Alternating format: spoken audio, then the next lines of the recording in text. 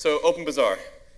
And since we're in Miami, why the fuck should anybody care about OpenBazaar? So, with OpenBazaar in our community, everybody's pretty much divided into two different groups. The one on the left, which really loves us, is willing to wear a t-shirt. They think we're a paradigm shift, amazing, love it. And then your favorite Miami residents from Bitcoin Uncensored like to claim that we're just a shitty Shopify. So today I'm hoping to take a little bit of time to help you understand a little bit more about what OpenBazaar is and why I think it's not really a shitty Shopify. So what is it? If you haven't, wait, how many people have used OpenBazaar here or are aware of it? Okay, great, so most of the room. So OpenBazaar is a completely decentralized peer-to-peer software application. It's a desktop application that allows you to buy and sell anything you want anywhere in the world to anyone else using Bitcoin absolutely free. And here's some examples of what the current product looks like. In the middle is just a transaction that's going through, and these are what the listings look like.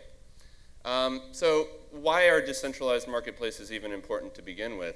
Well, in the centralized model, which we have right now, which works great, Amazon, eBay, Taobao, these others, the infrastructure is completely centrally controlled. So they're distributed, there are servers all over the world, but they're not decentralized. There's a common entity that runs the entire marketplace. The platform owner is essentially the gatekeeper. All of your identity and the data that you have stored within your storefront is all on their servers. They control it. It goes through their systems. They can see it, mine it, do whatever they do with it. And for the benefit of providing this platform, they will have take rates that are greater than about 10%, which is the fees that they charge you in order to do business on the marketplace. Usually it's around 15%.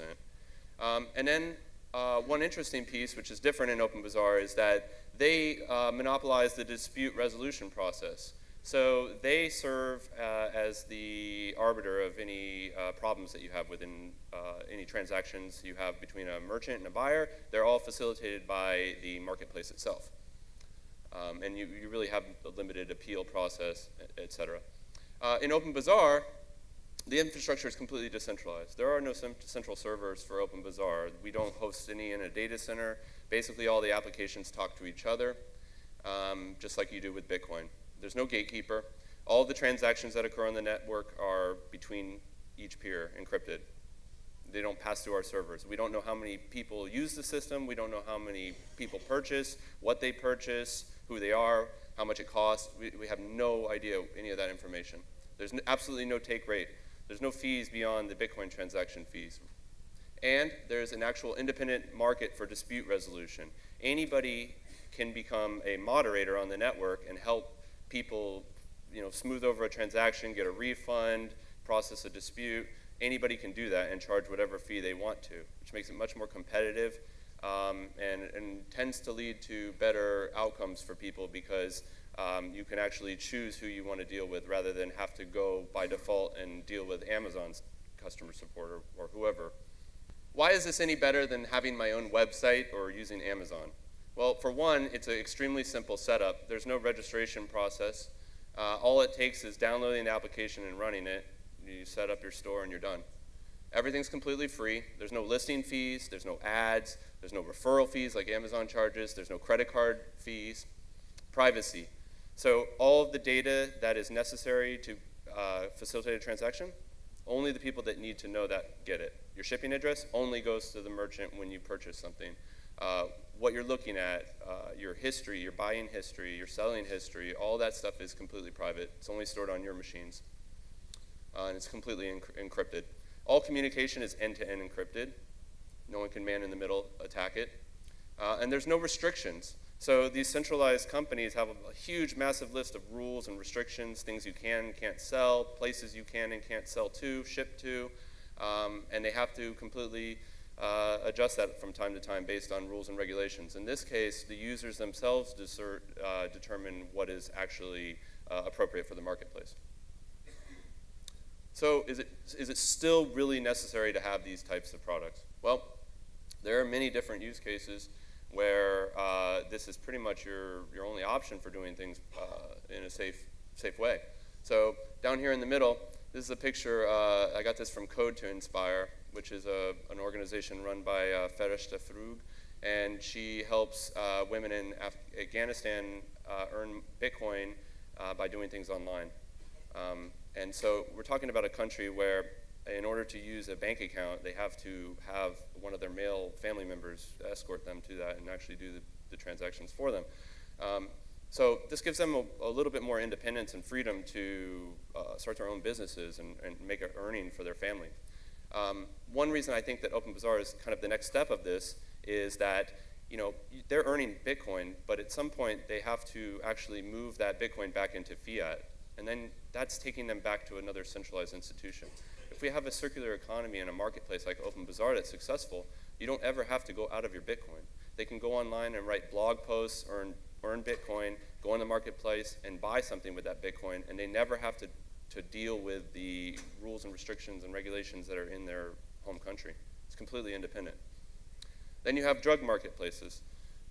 I'm not condoning drug marketplaces necessarily, but like the idea of being able to sell anything you want is a concept that's espoused in these marketplaces. It proves that there's a huge need for this. I mean, you're talking about marketplaces that sell not just illicit and harmful drugs, but generic pharmaceuticals that maybe are very cheap in another country, say inhalers or something, or EpiPens that you could get shipped to your country. I mean, that's up to you to decide whether or not the regulations, you're going to comply with them, but these marketplaces are happening right now in a centralized fashion, and they're putting individuals at risk for running these marketplaces, obviously with Ulbricht going to jail for life just for facilitating these marketplaces. So a decentralized fashion puts the power back in the hands of the people to determine what's right and wrong. And then this last one is a data center in India where they're actually doing Mechanical Turk and earning Bitcoin, or earning Amazon gift cards.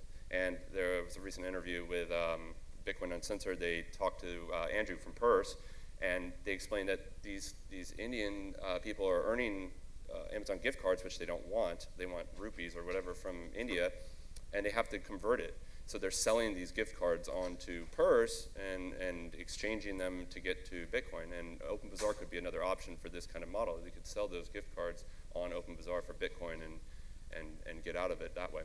So there's a lot of different interesting use cases that allow you to get around rules and restrictions in your country. So why hasn't OpenBazaar taken over the world yet? These are just some of the issues that we've experienced over the last year as we rolled it out. Just not enough sellers and buyers yet. Hard to compare with an Amazon. The trust model is still really new, and people are trying to figure out how to best facilitate that moderation, third-party support. We don't have a web or a mobile app yet. It's coming. And the search experience in the app is really, really awful. So it forces people to have to build crawlers that provide a better experience. We're working on that as well. And at the moment, there's no anonymity. So decentralized apps and projects, they have a lot of problems, but most of them are around user experience. The technology is super complex, and you can go way into the weeds for this. I just realized there's a screen right here. Okay. And OpenBazaar, one of our main goals is to make sure that the app is usable for everybody. Like, I shouldn't have to understand how a multi-signature transaction works out underneath the covers in order to use this product to buy and sell goods. It just doesn't make any sense. So user experience is first and foremost. Bitcoin's still not mainstream enough yet. People still have a perception that in general that it's for drugs or whatever, and that's something that we're fighting as a community. Software reliability. All this open source software is really great, but you have to have good developers that continue to build good software, stay with the project. You have to incentivize them to stay with the project and not get bored and move on to the next thing. And community governance is also a very difficult thing to do right. As we see in Bitcoin itself, it's not as easy as just making people happy. So what are we doing about it with OpenBazaar 2.0? So these are a couple screenshots of the actual app as it is right now today, working, functioning. And this is what it's going to look like. What's changing? The most significant change is we're moving our underlying infrastructure to IPFS. If you don't know anything about IPFS, it is it's a decentralized distributed data network. and it is very similar to, it has roots in Git and BitTorrent.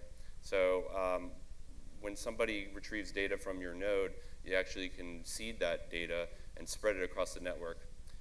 Currently, OpenBazaar, all the data that you have is stored on the node that created it. And so if that node goes offline, then so does that store or that buyer. We're also integrating a native SPV wallet into the app, so you don't have to have a separate wallet from the application anymore. We're going to have Tor support, so anonymity is coming. We have it working, and it's going to be pretty exciting to open it up to all of the people that are very concerned about extreme privacy. Better inventory management, improved dispute resolution. Right now, if something happens, sometimes your funds can get locked up forever. We're going to be implementing some time releases. Third-party search, and offline support, which is a huge one. People don't want to have to run the app all the time in order to keep their store up. Now, your store will be up no matter what, even if you go off the network, at least for a certain period of time before you have to come back online. And you'll also be able to purchase things offline.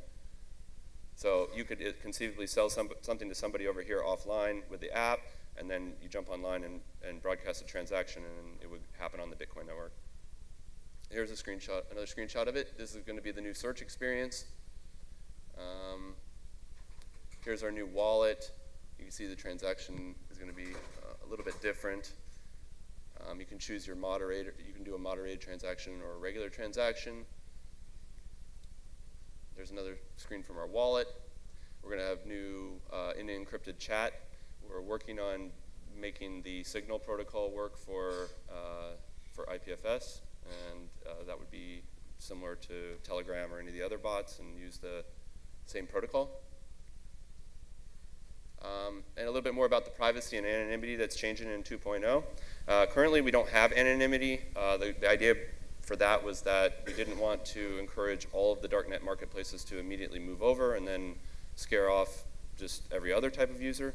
So we've waited until now to do that, and we're really excited to bring that in. It's been a huge goal of ours. Our new investor that we just brought on recently actually is an investor in Tor, so we have good relationship with all of these groups, and we want to support that. In our native wallet, we'll have Tor support and support stealth transactions, which is new, so that means no one will be able to actually look at the blockchain and see that that's an OpenBazaar transaction or who's involved.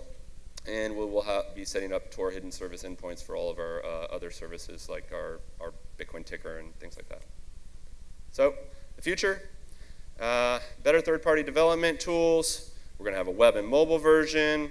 We're looking at doing streaming media sales. If you want to stream video or audio, you can actually charge like that. Better reputation identity system, something we're always working on. We're going to have channel management tools, which is really cool. We're going to have this feature called channels, which are very similar to Pinterest pin boards. So you can curate content that you find on the network, like cool listings, and actually get paid a referral fee for driving traffic to those stores if people purchase through your channel. And then longer term, obviously we'd like to see Lightning Network and the SegWit stuff come through, and we'll be implementing that as it becomes viable. So now if you want to know more, you can go and download the current version at openbazaar.org right now. You can join us in our Slack, which is about 3,700 people talking about OpenBazaar, or our IRC channel. And if you're a developer and you want to take a look at the new 2.0 version, today we're going to be releasing the first installable working beta of 2.0, and you can get it at that address there. And you can't do everything yet, but you can get a feel for what the next version is going to look like and how stable it's going to be. It's really, really great. So check it out, and appreciate your time today. Thank you. Decentralized search, peer-to-peer search, is just difficult to do, computer science-wise, right? Because the data that you need to search and index and optimize is on all these different nodes that are kind of coming in and out of the network. So it's not an easily solvable problem in a decentralized fashion. So OB1 will be building a crawler that crawls that entire network, indexes listings just like Google does to the internet, and then we're going to pipe in that third-party data into the app. And when we do that, then we have the opportunity to do promoted listings for merchants that want to promote to the top of the search results. We can do advertising, things like that. So very traditional model. That's one idea. But if the network scales to a massive amount of users, there's going to be a ton of different opportunities to make profit on top of that without tainting the core protocol. So the answer is we don't quite know yet, but we're hoping that once we get there that we'll figure it out. Anybody else? How are you guys not like So there's some critical differences, right, obviously between like the Silk Road and OpenBazaar. So one is they had centralized servers that one person managed. So it's very easy for somebody who doesn't like that service to go and find that person in that data center. Well, it's not easy, but they did it, and shut them down and close it. And then that marketplace goes off the internet. In this case, the whole network is all these nodes all around the world. If you wanted to shut that entire network down, if they were all selling drugs everywhere, you'd have to go to every single computer and shut it down, or you'd have to figure out some kind of flaw in the protocol. So it's a much more resilient infrastructure. So it's completely different. And why won't they come after OB1 or OpenBazaar? I mean, stranger things have happened, I don't know, but we don't really store any data, we don't facilitate any transactions, we don't monetize anything, right? We're just building open source software. I mean, if I build knives and someone kills somebody with a knife, sometimes depending on what you're doing, maybe you're responsible, but like you built the knife for another purpose, or it's just a general utility tool. So that's how we view it as well. Thank you.